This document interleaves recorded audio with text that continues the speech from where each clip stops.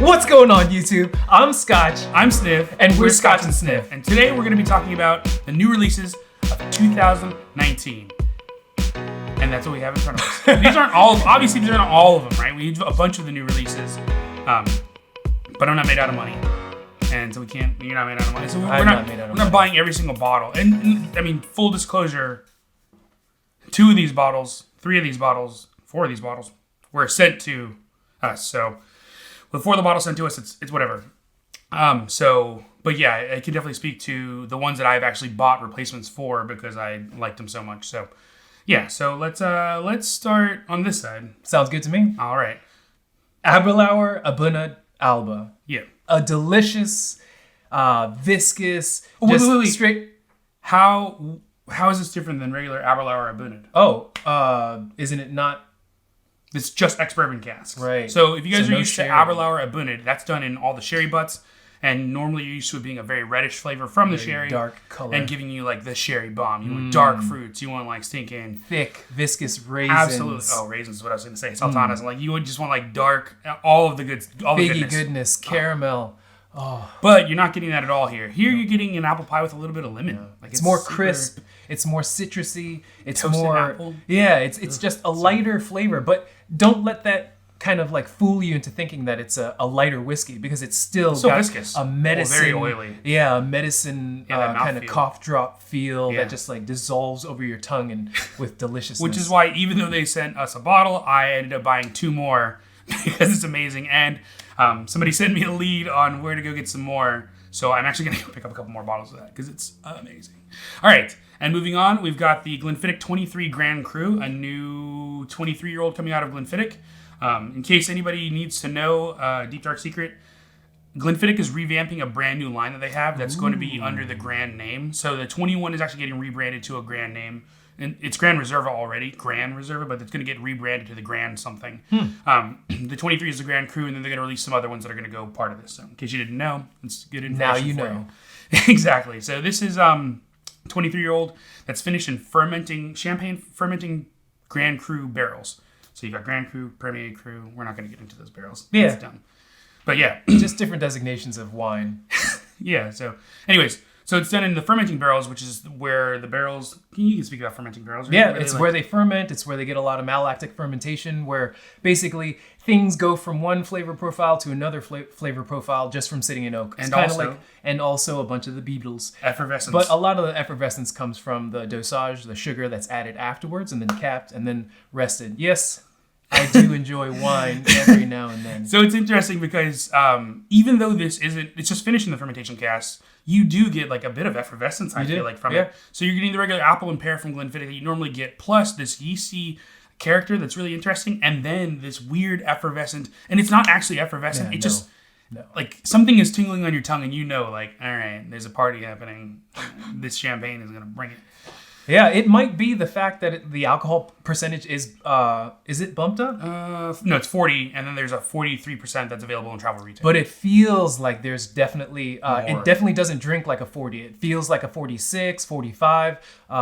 There's some like nice, vibrant, like vivacity to your tongue. I don't know where the V's came from, but lots of V's. But yeah, it is really delicious. And it's quirky because of the champagne cask, the influence that really kind of brings the yeastiness. Quirky. It's fun. Just like you. All right. And then next up is from Glen Scotia. I actually didn't want to include any single barrel offerings because I don't think this is available anymore from Scotch Whisky Society. It sold out really fast. But it is from Glen Scotia, the 93 114. This was a Just for America release, barbecue and fishnets.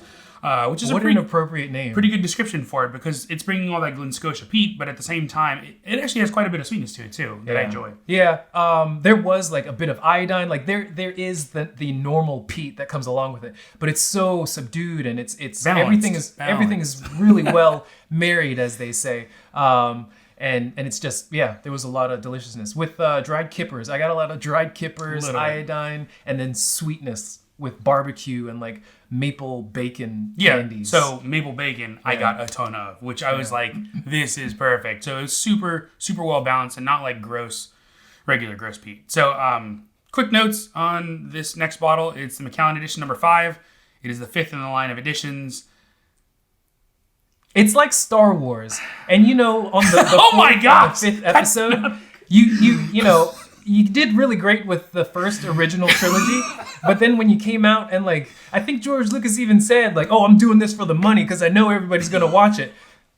I'm not saying that McAllen did it just for the money, but like I'm putting it out there. I wish I had like something that said shade that I could just throw. I mean, if I had shades, I would put them on and I would just, you know, I would still squint because like this is true. These are bombs. Go flavor wise, what happened is they put it only so it is still sherry casks, but what they did is they only did American oak. And so if you've ever had older Macallans that were all done in European oak specifically, or had like almost very little American oak influence in the mix, it adds a ginger. It adds like citrusy note. If you're into that, if you're looking for ginger, coconut, citrus, it's probably up your alley.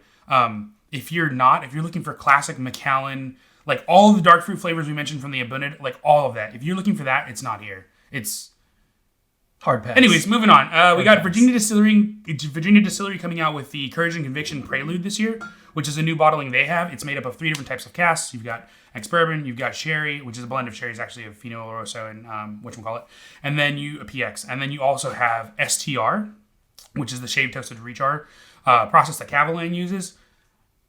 I've had this deconstructed, and I feel like they should just sell the STR barrels because those are so amazing.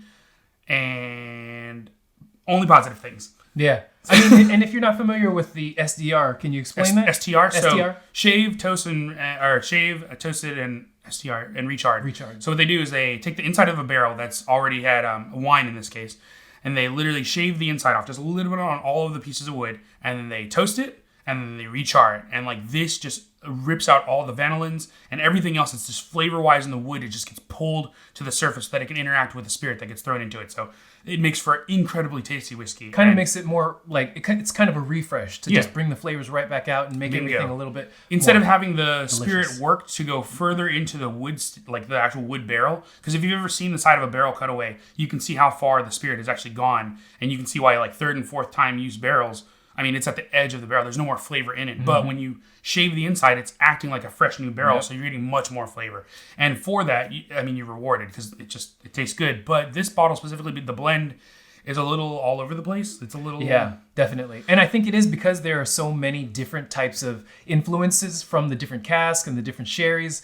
That was my review as well. It was kind of all over the place, but it was still delicious. It's good, just a little sporadic in terms of flavor. You go through a roller coaster of just like dips and turns, and it's just like, oh, is that, it kind of tastes like Fino Sherry, but there's more PX. Is that sweetness? Is that raisin? Yeah, like what's going on there? Yeah. So that's that. Next up is Rosé. They sent me this bottle. This is While We Wait. So this is a bottle that I think they sourced from somewhere else that they're bottling now just as they get their distillery up to snuff. So they're trying to get up to their 3-year mark so they can actually sell some whiskey. It reminds me a ton of Highland Park, like to a level that I'm like, man, this is good. I mean, it is from the Hebridean Islands, so and AKA Highland Park's area, but it is just so much more powerful, and in my opinion, flavor-wise, it is heavier so much more flavorful. It's but delicious. In terms of the peat, though, it's the friendly, heathery, light peat, not offensive iodine. Yeah, it's the smoky like. There's a campfire that's right next to you, and somebody is maybe roasting some fish on top of it that's just slathered in like more something maple syrup or sweet, definitely, or maybe like an apple cider vinegar that's reduced, and then it's delicious. It's really good peat flavors. Surprisingly good. So I'm looking forward to what they bring out. So hopefully it's super good stuff because it's going to be good. Next up we have this Michter's that was sent to us, the Michter's 10-year straight rye. I know how you feel about it. It's a vanilla bomb, and I really, really like it this year. But it's very one-note vanilla. If you're into just really having a vanilla bomb, it is going to be your thing. If you're looking for complexity, and this is the problem with bourbon as always, if you're looking for complexity... The spices, sure, they're there, but they're subdued.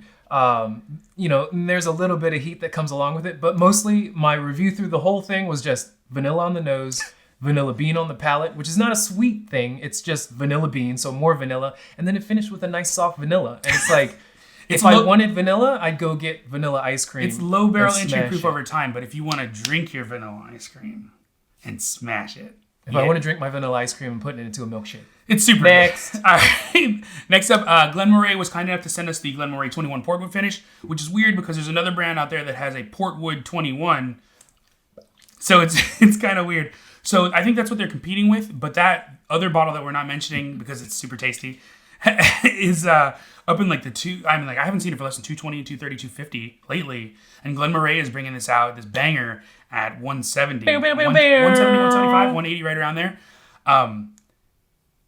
So somebody forgot to bring me a sample of the Balvenie 21 so I could do a real comparo. But the 21 from the memory that I have of the other 21, this actually is sweeter and a bit more flavorful. I'm kind of surprised. Yeah, from a brand that's not really talked about. From not a brand really that sells a lot of hyped too $35 bottles. Yeah, it really was an all-star. The flavors of the port really come out. And that's the problem. When you come up with a new thing like this portwood finish, you're getting these barrels and you're excited and you're investing more money into it. But then what's going to happen next year? What's So it's going to probably happen better the year barrels that after? you're buying right off the bat. So now is probably the time to really get in on this and enjoy it. But and they're to a limited really try release it. in America. We're only getting 5,000 bottles. So if you can find it, definitely grab one.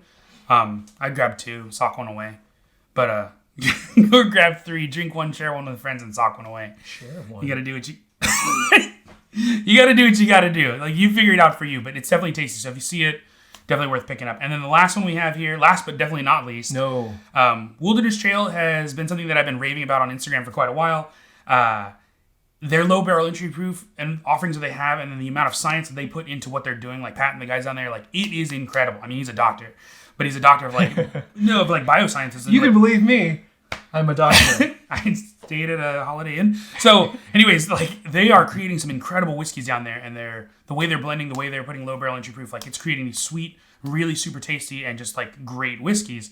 And their rye just really has grabbed me. But I keep grabbing everything else that they're putting out. So this is a bottled and bond product that they have that's 4 years, and I think it's better than most regular bourbons. I told Sniff right off the bat how smooth it was. I had my nose in the glass, even at the proof that it's at. I had it in the glass, just sucking it into my brain because of how many flavors and just kind of like opening everything within it. And I said in my notes, I was like, if this is less than $60, you need to run out to the store and go grab this. and it's $60. It's $60. And out of all of these are all delicious, barring some. But like, they all have really great kind of flavors.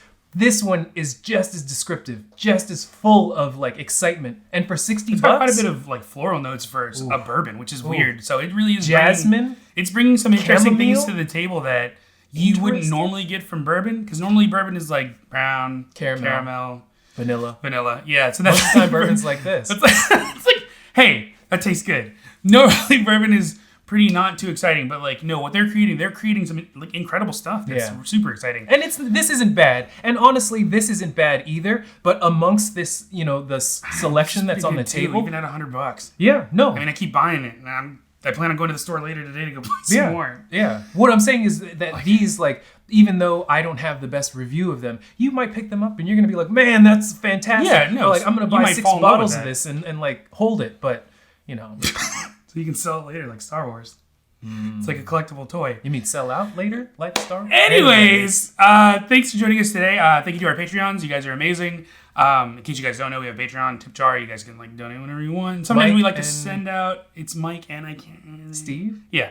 So yeah, we do send. It's not Mike and Steve. It's not, is it? But we Greg and Patrick. Close enough. Yeah, Greg and Patrick. Thanks so much. We do like to send little things to you guys. So sometimes we get free stuff from distilleries, and we like to pay it forward, and it just makes everything more fun. But we do Patreon.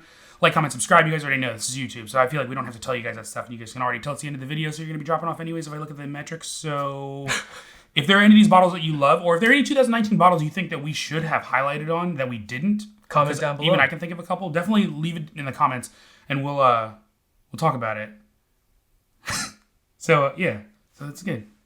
I mean, Yeah. you really took a dump on this. No, like I said, it's not that it's bad. It's just it's Unexciting. one note. Yeah. These two But I are really just want phenomenal. Have vanilla. descriptions that I've written into the wazoo. I really essays. I really just want vanilla. I mean, if you want vanilla, I can get you some vanilla extract. Can you just drink that? You can, and you'll probably it's alcohol too. Oh. Yeah. Oh. Yeah. Awesome.